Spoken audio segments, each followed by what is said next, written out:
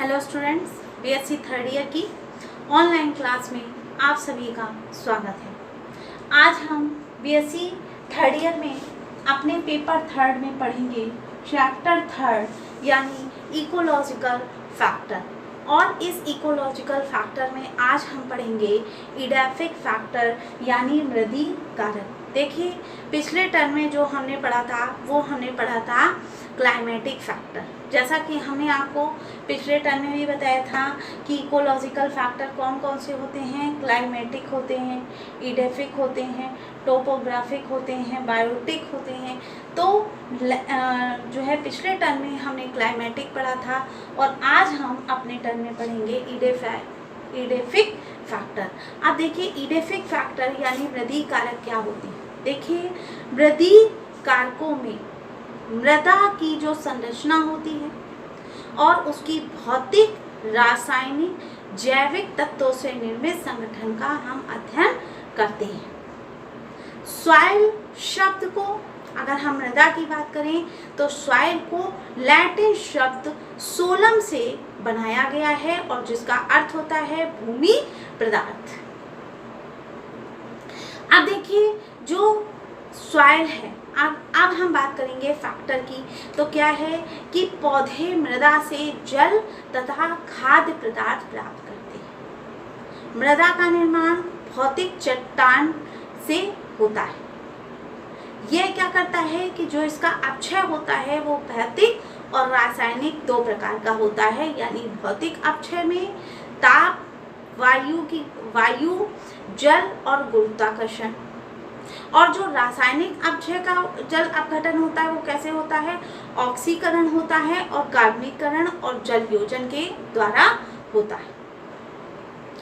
अब अगर हम बात करें कि इस प्रकार बनी मृदा जो होती है वो मुख्य रूप से कितने प्रकार की होती है, तो दो प्रकार की होती है। वो कौन सी?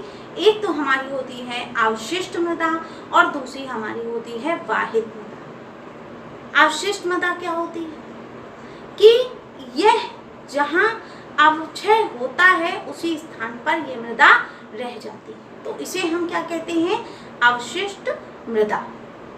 अब अगर हम वाहित की बात करें, वाहित मृदा की, तो इसमें क्या होता है कि यह विभिन्न माध्यमों के द्वारा दूसरे स्थानों पर चली जाती है और इसी माध्यमों के आधार पर हम इसे निम्न भागों में बांट सकते हैं।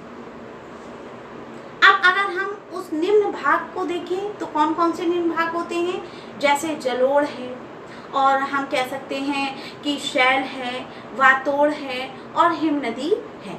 ये सारे हमारे क्या हैं, इसके भाग हैं। एक चीज इसमें जो मोस्ट इम्पॉर्टेंट है वो पूछी जाती है सॉइल प्रोफाइल यानी मृदा परिच्छेदिका। अब देखिए, सॉइल प्रोफाइल क्या होती है कि मृदा में हम जानते हैं कि जो उत्पन्न रचनात्मक और स्थानीय जो लक्षण हैं और उन लक्षणों को जानने के लिए भूमि की हम क्या कहते हैं, वर्टिकल क्या करते हैं, सेक्शन कटिंग करते हैं, सेक्शन करते हैं और इस काट को हम क्या कहते हैं, मृदा परिच्छेदिका कहते हैं। अब अगर हम इस काट की बात करें तो इस काट में मृदा के कैसे होते हैं, विभिन्न प्रकार के काट होते हैं। वो विभिन्न प्रकार के कौन से होते हैं, हॉरिजॉन ए होता है, हॉरिजॉन बी होता है, हॉरिजॉन सी होता है। तो ये हमारी क्या होती है, सेक्शन होती है कि अगर हम सेक्शन ए, बी और सेक्शन सी, तो हमारा हो गया ए और हो गया बी और हो गया सी। तो इन सेक्शन में हम उसको काट करते हैं। अब अगर हम सेक्शन ए की बात करें तो इसमें क्या होता है कि ये ऊपरी स्तर मृदा कहलाती है। यानी जो हमारी ए है वो हमारी कैसी है, ऊपर की स्तर मृदा है, जिसे हम ह्यूमस ये भी कह सकते हैं कि ऊपर से नीचे की ओर होता है। और ये क्या होती है, ये पौधों के लिए सर्वाधिक महत्वपूर्ण भाग होती है। कौन सा, ए, हॉरिजॉन ए। अब हम बात करेंगे हॉरिजॉन बी की। तो हॉरिजॉन बी में क्या होता है, ये क्या कहलाती है, सब सॉइल कहलाती है हॉरिजॉन बी। और ये क्या होती है, चिकनी मिट्टी का बना हुआ होता है और इसमें ह्यूमस की मात्रा कैसी होती है, ह्यूमस की मात्रा जो होती है वो जड़ों की वृद्धि कम होती है। तो ये तो हमारा हो गया बी। अब हम आते हैं हॉरिजॉन सी में। अब इसमें क्या होता है कि ये जो मृदा होती है ये परिच्छेदिका का सबसे निचला हुआ भाग होता है, और जिसमें क्या होता है कि चट्टानों के रूप में ये होता है। और इसमें हम ये भी कह सकते हैं कि इसके नीचे क्या होती है, कठोर चट्टानें होती हैं। तो देखिए हमने क्या देखा, हमने मृदा परिच्छेदिका में बताया आपको कि मृदा परिच्छेदिका को 3 पार्ट में बांटा जाता है। वो मृदा परिच्छेदिका के पार्ट क्या होते हैं, वो मृदा परिच्छेदिका के पार्ट होते हैं हमारे horizon A, horizon B and horizon C, यानी 3 पार्ट में हम उसकी काट करते हैं। अब देखिए अगर हम सॉइल वाटर की बात करें यानी मृदा जल की बात करें तो क्या होता है कि वर्षा के द्वारा जो जल होता है वो हमारा कहाँ पहुँचता है, मिट्टी में पहुँचता है। और जब वो मिट्टी में पहुँचता है तो अधिकांश मात्रा में ये सतह के ऊपर से क्या कहते हैं, रहकर दूर चला जाता है, और शेष जल क्या होता है, मृदा में प्रवेश कर जाता है, यानी अंदर चला जाता है। और ये कैसा होता है, निम्न प्रकार का होता है। वो कौन कौन से प्रकार होते हैं, गुरुत्वीय जल, केशिका जल, आर्द्रता जल और रासायनिक जल। अब अगर हम गुरुत्वीय जल की बात करें तो गुरुत्वीय जल क्या है, यह जल गुरुत्वाकर्षण के कारण भूमि में जल स्तर तक पहुंच जाता है, यानी जो ग्रेविटी होती है यानी गुरुत्वाकर्षण के द्वारा ये क्या होता है, भूमि के अंदर पहुंच जाता है। अगर हम केशिका की बात करें तो क्या होता है, मिट्टी के कणों के बीच में स्थानों में भरा रहता है, और पौधे क्या करते हैं, इसी जल को जड़ों के द्वारा अवशोषित करते हैं। अब अगर हम आर्द्रता की बात करें तो यह जल क्या करता है, यह जल वाष्प अवस्था में क्या करता है, मिट्टी के जो कण होते हैं उन कणों के चारों ओर पाया जाता है, और पौधे इस जल का शोषण क्या करते हैं, नहीं कर पाते। अब अगर हम रासायनिक की बात करें तो क्या है कि यह जल मिट्टी के कणों में विभिन्न रासायनिक पदार्थों के साथ जुड़ा होता है, और ये पौधों को प्राप्त नहीं होता। तो ये सारे हमारे क्या थे, सॉइल वाटर थे, कि कैसे कैसे जो है वाटर जो है, कैसे कैसे ये मृदा जो है वो जल निम्न प्रकार का होता है। अब अगर हम बात करें, ये तो हमने वाटर सॉइल वाटर की बात कर ली।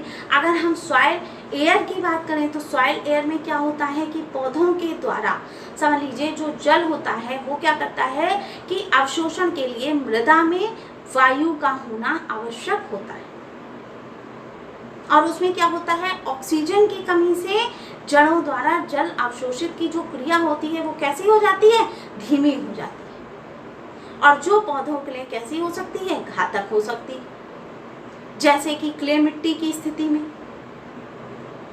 और क्या होता है कि जो जड़ होती है, जड़ों को अपने शोषण के लिए ऑक्सीजन की आवश्यकता होती है, और जड़ों की वृद्धि और जो नए मूल रोम होते हैं उन नए मूल रोमों की उत्पत्ति के लिए भी श्वसन ऊर्जा की आवश्यकता होती है। और हम ये भी कह सकते हैं कि कम ऑक्सीजन वाली मृदा जो होती है उसमें CO2 अधिक मात्रा में एकत्रित होकर जड़ों पर हानिकारक प्रभाव डालती है। तो ये हमारी क्या थी, सॉइल वाटर थी। एक क्वेश्चन आपका ह्यूमस से भी पूछा जाता है कि ह्यूमस कितने प्रकार का होता है, तो ह्यूमस 2 प्रकार का होता है। कौन कौन सा, मोर और मूल। मोर क्या होता है कि मोर ह्यूमस क्या होगा कि काले रंग की होती है, और जो मूल ह्यूमस होती है वो कैसी होती है, सूक्ष्म जीव इसके अंतर्गत पाए जाते हैं, और इसमें क्या होता है कि पादपों की गिरी हुई पत्तियों पर अन्य पदार्थों का क्या होता है, विघटन जो है वो सरलता से होता है। तो आज हमने पढ़ा इकोलॉजिकल फैक्टर, और जिसमें हमने जाना एडेफिक फैक्टर। और एडेफिक फैक्टर हमने ये आपका सेकंड पार्ट है चैप्टर 3 में, जिसमें हमने सबसे पहले जाना था क्लाइमेटिक को, फिर हमने पढ़ा एडेफिक को, फिर हमने जाना टोपोग्राफिक और बायोटिक। तो कल हमने जो पढ़ा था वो क्लाइमेटिक पढ़ा था, और आज हमने जाना एडेफिक को यानी मृदा कारक क्या क्या होते हैं, यानी उस फैक्टर को हम कितने प्रकार में बांटते हैं, हॉरिजॉन ए में, हॉरिजॉन बी में, हॉरिजॉन सी में बांटते हैं, सॉइल वाटर क्या होता है और सॉइल एयर क्या होता है ये हमने जाना, और ह्यूमस क्या होती है और कितने प्रकार की होती है ये भी हमने आज जाना। आई होप आज का टॉपिक ये आपको समझ में आया होगा। इसके आगे हम कल अपना टॉपिक डिस्कस करेंगे। Thank you.